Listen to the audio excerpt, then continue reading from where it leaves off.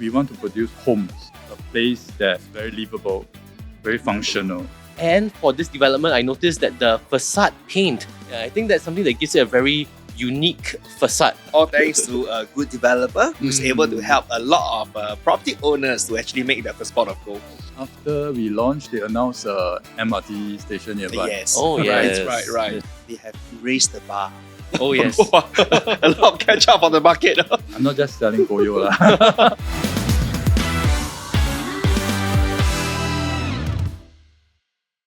Hey guys, this is Bobby here. And I'm Jeremy. So welcome to our show today. So today we have a very, very special guest. And before I introduce him, Jeremy and myself, we have been talking to a few developer leaders in the industry. That's right. And they are either from a sales and marketing background, administrative, and some Operations. very strong operational background as well. But I have not spoken to someone who is from the architect background. Hey, that's same as me. So today's session is going to be amazing. Today our special guest is Mr. Leong. Okay, he's the GM of Hoi Hub Realty and also a qualified architect. But there's something very interesting about him. He's also a registered patent holder. Wow. And this patent, I tell you, when you start to understand, wow, this patent actually exists, you will understand why wherever Hoi Hub, there's a launch, you see there is a pent-up demand that people want to come into the showroom. Hi sir, how are you? Hi. Okay, welcome Hi, to everyone. Pronex. Hi, thank you for having me. My name is Leong. Please tell us your view. And I really think that whatever you're going to tell us is going to be very beneficial That's to right. all the audience right here. Okay, now question number one. Yeah. How did you make decision to come into the property development from an architect background? I thought everyone wants to be a developer. No. No. I mean, jokes aside, I think it is a very natural progression. I think partly because there's always this yearning to go up the value chain. When you go up the value chain and become a developer, you expose yourself to not just breadth, but depth. When I say depth, I mean you get to get involved in the project much earlier, in the earlier phase. That's right. Of like site selection, unit mix decisions, and even product positioning. So you get to start way early in the process. And when I say breadth, I mean it allows somebody like me to get involved in something besides just designing, like marketing, and maybe even financial decisions in the whole scheme of things, the whole project. So it allows me to get involved in this much more arena in development. So that's why I think it's a very natural progression for me, for someone like me to want to join a developer firm. Wow. And also I think coming from an architect background, it gives me certain advantage in any decision that I have to make in the company. Somehow or other, as an architect, right, you have this idea of a product in the back of your mind, which is something quite valuable that maybe other discipline may lack in that aspect. Of course, I lack in other aspects, but in this case, it helps me in making certain decisions. Property development is a very physical and is a tangible and physical endeavor. So definitely having a physical product in the back of your mind helps you in all the decisions you make. Right. Actually, I have to agree on this, Jeremy, because I remember the first briefing I had. It was the first time I met Wai Leong. I was sitting in front. Then I realized that how come the way he pitched is just different Right? from most of the time. Really? Yeah. No. Because I was there, I was like, most of people will cover what they need to say. Okay, but for Wai Leong, that day I always remember, he covered quite in depth, even explained the rationale. That can even cover the technical part plus marketing side. So I was like, after that, I was telling Your Highness, one of our colleagues as well, I said that, 哇，这个是有点不一样. Okay, now I understand it. That's right. For myself, my first experience with you was probably back at the Key Residences launch. Oh, right. Yeah, I think that was something that was quite distinctive because for myself, I realized that there was something unique, which was the differentiated collections at Key Residences. In fact, I think I was one of the top taggers during the launch of that development. Can you tell us a little bit more about the Key Residences launch and how did that influence the way you designed following launches? Okay, it's interesting you bring up Key Residences. It was actually the first project that I did after I joined Hoi Hub Realty. I see. So it's something very close to my heart. The key takeaways, I guess, from Key Residences are the first few weeks you see the big units, the 4 bidders and the penthouse fly off the shelf first. So it made us in the company, the team, realized there's certain gap in the market that exists. It's probably because of the location, proximity to exclusive landed houses, That's to right. nature, and it's a 999, almost the same as freehold. And when you push out something like that at a reasonable price, a lot of the big units fly off the shelf, That's which right. is counter to a lot of the conventional wisdom then, that yes. small units like two-bedder sell first. So it's something interesting that we saw. And of course, it affects certain decisions we make later on in other projects. The first day launch was not very phenomenal.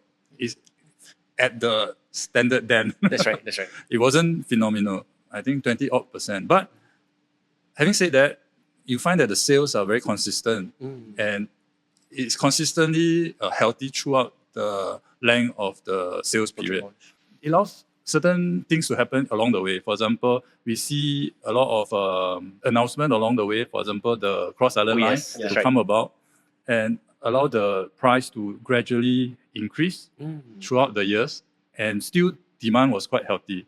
Yes. What does it mean? It means that early mover, the first day buyers, actually They have an profited advantage, yes. a lot. All thanks to a good developer who's able to help a lot of property owners to actually make their first pot of gold. Could you tell us more about Hoi Hub background as a developer in Singapore? Now, Jeremy, why I want to ask this question is because I've been selling property for close to 20 years. Okay. So normally when we pitch, hi, this is my developer. Oh, they are one of the best. Another person will say, hi, this is my developer. They are one of the best. So I got this when I was in I was in Terra Hill. Then I was telling him how is the profile of the developer and how good they are, especially on the layout. Then he was telling me, everybody tell me that developers, they are good. So that was like, okay, now, tell us a bit more about how Hoi Hub background as a developer in Singapore. I have started off almost more than 40 years ago, so it's quite, it's almost as old as me. Oops. I have a few more years to go. So it's 40 over years old. Yes. It started off doing small landed houses, but slowly we transitioned into doing boutique condominiums. And then I think one milestone came about in 1997. Yeah, 1997 we successfully tendered for our first GLS site in Woodlands. And then in 2007, another milestone happened. We JV with our longtime partner Sunway Development to develop one of the few DBSS in existence in Boon Keng. Hoi Hub Realty has developed 3 DBSS, Boon Keng, The Peak, and Yuan Ching. We have developed or are developing 7 ECs in total. I think one of the more famous one is 100 Pumps, which was sold out in 7 hours back in that days. By the way, they just recently Reaching MOP. reaching MOP. December this year. Reaching, but even before MOP, there are some cases we saw. The approved cases. They profit quite a fair bit. It's really $600,000-700,000 for a 3-bedroom. 3-bedroom. Wow. And So I this think sounded- it's also one of the cases when after we launched, they announced a MRT station nearby. yes. Oh, right, yes. right. That's Next to it. So they are very good in getting those Spotting future spotting future. potential. Like all the unpolished gem. It Mm. seems like they know the game. That's right. No. So I think coming back to Hoi Hub, this experience with DBSS and EC, it sort of inculcated in the culture of the company a certain discipline in designing and a certain discipline in looking at floor plans and some insights into what the general public in Singapore, what they want, what they like, and what they aspire to in condominiums. So I think in a way that helps us a lot in a lot of the things we do later on. We were actually quite active in the District 9, 10, 11 all these years as well. For example, we did Fort at Holland. We did nice. Killiney Residences, Sophia Hills, Whitley Residences, just to name a few. Later on, the more recent freehold projects, they are of a bigger scale, like key residences, which you mentioned, like the Continuum, and Terra Hill recently. There's these few freehold projects that receive more attention in the industry and in the media. Suddenly people say that Hoi Hub has transitioned to doing luxury development, but Actually, it's not true. We have been doing that. Has been always all consistent, along. always Yes. on and off. Yeah. But of course, like I mentioned, the background, the strong background in DBSS and EC actually give us certain insights, USP, in any design that we do. That's right. Right. I think particularly at this moment, with $1 million HDBs coming to the attention, to the forefront, Yeah. I think the peak at the Boon Keng, the peak Mm. at Toa Payoh, as well as the Boon Keng DBSS, these were one of the first developments that were the $1 million HDBs Yes, in they town. are the first batch, I think. That's right, that's right. So I think you guys are definitely paving the way. Thank you. Along the way, we have also started to invest in hospitality Oh. in Singapore. We own 2 hotels in Singapore, Courtyard by Marriott and a 5-star hotel, the Andas. Oh, That's yeah. nice. That was designed by Andre Fu in Duo. That's Yeah. right. So we will continue to be active in the hospitality arena as well. Wow. Wow, Okay. That's amazing. By the way, for those of you who don't know, Andre Fu is one of the top names in hospitality design. Some of the projects that he has designed, I think if you look at hospitality in the region, some of the best places, best hotels in our area are in Hong Kong and Tokyo. And in Hong Kong, I think he designed the Upper House. He designed Shangri-La in Tokyo. And in Singapore, he's designed a Fullerton Bay Hotel as well as Andas. So each of these hotels, I think they are very upmarket. And I think for this developer, for Hoi Hub, to work together with Andre Fu, it really gives you insight to the kind of attention they pay to design. And I think that's something that is a continuous theme of this conversation. Well, I think that also demonstrates confidence that he has to Yeah. choose his partner as well. Now that we are coming back to Hoi Hub as a designer and a specifier of land, what are some of the attributes that Hoi Hub looks for when selecting land to bid for? Everyone is the same location. The location we look for, firstly, connectivity. It has to be near connectivity, near transport nodes, things like that. Proximity to nature, so that at least in our small little island, we have somewhere to have a respite in our busy everyday life. That's very important. Green amenities, look near proximity to amenities. These are all essential ingredients in making a successful development. But I guess everyone can say that, right? This is- No, actually not true. Because I mean I've heard before when they talk about buying land, GFA, maximum potential, how much can I build, and those whatever you just mentioned, you didn't even mention all this. You are mentioning things which is practical to a layman. It's rather a no-brainer. It's quite logical. These are the key ingredient to the site. But having said that, it is also very important for us to find a secret sauce, an important attribute of the site we can uncover and we can add value to. It's like what you mentioned just now, a hidden gem, which we can uncover and polish and present to the market. Right. I think that is what value adding is about. If I give you a piece of land next to the biggest MRT station and the mall, anyone can do the same thing. So there's no value add. For example, we took the piece of land in Key Residences. I remember when the bidding for the land happened, there wasn't any bidder. Now it has turned into a very successful development for everyone involved.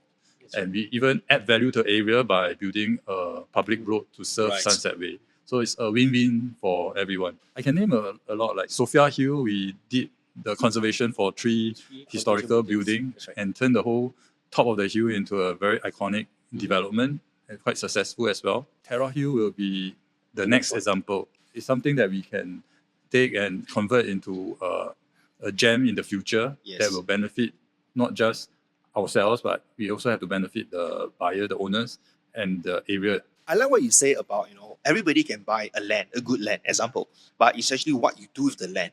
Like if you talk about Key Residence, I brought my customer there as well. When they go there, the first impression is, hey, what location is this? They were just saying. But the minute they walk in, they see the model. Oh, it's a very big site, beautiful. And after they will start to look at the layouts. Now, my next question is the layout.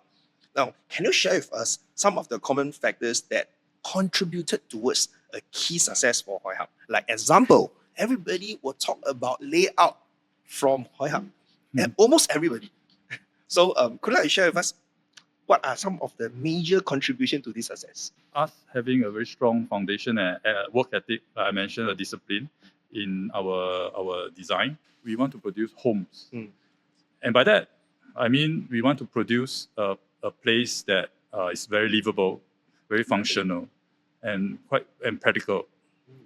I think the true litmus test is we always ask ourselves, is this place somewhere that you can see yourself living in? You want to live in. When you are young, just graduated, you can't live in a 5-bedder, right? You can't afford that. But can you see yourself living in the 2-bedder? 2+1. Yeah, or 2+ that's the one, study. yeah. Or after that, when you have attained a certain comfort level in your career, do you see yourself living in the 4-bedder or the 3-bedder, 4-bedder, or the 5-bedder? If the answer is yes, then there's a unit plan or a development that works. If you can't even convince your own self to stay there, then forget it. And you have to be honest with Honest to yourself. yourself. It all really starts with an end in mind. Yes, End in correct. mind, knowing that this is going to be a home Yeah. for everybody, rather than just maybe a product. You can see that all our units are, the planning are very squarish or rectangular. The rooms are properly sized, no Mickey Mouse rooms. Oh yes. Right? The living room is comfortable. The kitchen are big and functional with all the proper appliances. In fact, we are one of the first developers to use like Hans Grohe, Ooh. Duravi, and Bosch in the EC. Whoa. So we choose our appliances carefully. People are spending millions of dollars, probably the biggest purchase of their life, to buy a condo unit. You cannot design something that eventually they'll find the slightest fault with. I really don't like this, I really don't like, but somehow I bought this and I regret. So this is something that is really bad. Yeah. So I feel that is something that we have successfully done throughout the years. And I don't know whether you agree, like you mentioned, Hoi Hao is quite well known in the industry for having units that are really very workable. Yes, workable units, yeah. Yeah. And not just workable, we go into the details. Yeah. We try to put in a storeroom, even if there's a bomb shelter. Yes. Because we know most of the time the shelter is for helpers. So once your helper go in, where are you going to put your chairs and your vacuum cleaners and brooms and all that? So you need a space. So we even, in some of our latest, we provide a storeroom. I saw. I was like, what? Storeroom in addition to the household shelter. And because we know household shelter sometimes is meant for the helper. Yeah. Yes. Besides the heavy steel door, we even put in a louvered door Yes. on the inside so that the helper can have privacy as well as ventilation. It's one of the few I've seen, or Hoi Hao also is the common. only one. Only Only Only one, one, I right? think. Yes. It's like, okay, for those who don't understand, let me explain. So we have a bomb shelter. So bomb shelter normally, okay, for me, I got helper. I got 2 helpers, by the way. So sometimes no choice, I really no choice when I was staying HDB. So I ask them, would you like to be inside? But now, you know what happened? No, you don't have those thick doors anymore. So you add on the... We have the thick door. No. Yeah. You add, what is the thing you add on? PD door. PD door. The PD door is the brand name. The brand it's a name. louvered door. A louvered door, yes. And if you see in the show flat, it's like a door. So meaning say, if you're going to convert that, if you need to, you don't really feel that's a bomb shelter. And check out the show flat. Wow, they make until that place can sell for 1 bedroom, I think. 有点夸张 A salesman coming out. Okay, salesman. The attention to detail and functionality and the enjoyment of our home actually extend beyond the unit. Because buying a condo is not like buying a BTO or HDB. It includes buying the common areas as well. Right? So we make sure our common facilities are also of a comparable size to the development. In many of our latest development, we provide many function rooms and even gourmet dining. In addition to a children playground that is set apart from the main clubhouse to be nearer to the playgrounds and the children pool. That's right. And so that they can have fun in another corner of the development. So these are all little attention to the details that we try to put in so that owners, when they move in, they can enjoy, besides just their unit, their overall landscaping and facility. And yeah, landscaping. We always work with some of the top landscape architects to produce beautiful landscaping. You think you are in a resort? Yes, it is. Even the model. Yeah. Well, it seems that Hoi Hub, on top of what Wai has shared, they have raised the bar. Oh yes. A lot of catch up on the market. I'm not just selling Goyo lah. No. I think we can resonate what I say because Yes. both myself and Jeremy, we are practitioner, so we are on the ground and we see houses almost every single day. My takeaway from what you've been sharing is Hoi Hub is about livability, it's about thoughtfulness in how space is designed, both inside and outside the house. Yes. Okay, so I think moving on to the next question, we talked a little bit about your pattern just now. Could you tell us a little bit about the pattern and how it relates to the work that you and Hoi Hub do? This is something a bit personal. In a few years ago, I was involved in a startup called Attribute. In that startup, we actually created or we applied and got granted a patent for a method to evaluate floor plans using big data and a simple AI tool.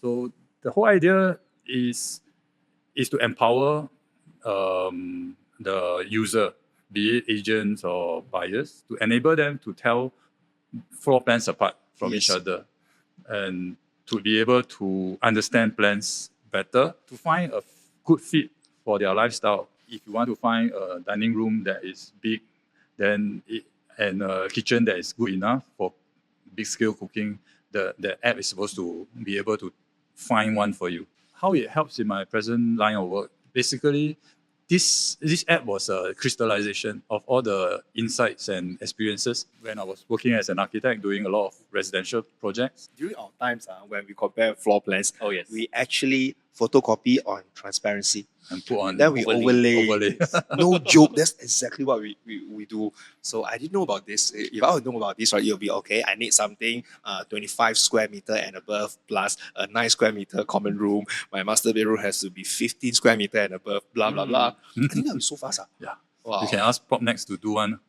Okay. Mr. Ismail, if you're listening to this, we have something for you. Can do as WITS project. All right, so I hope you guys really enjoy the interview. So this is the part 1 of the interview, and stay tuned for the part 2 of interview with Wai Leong. Yay. Thank you.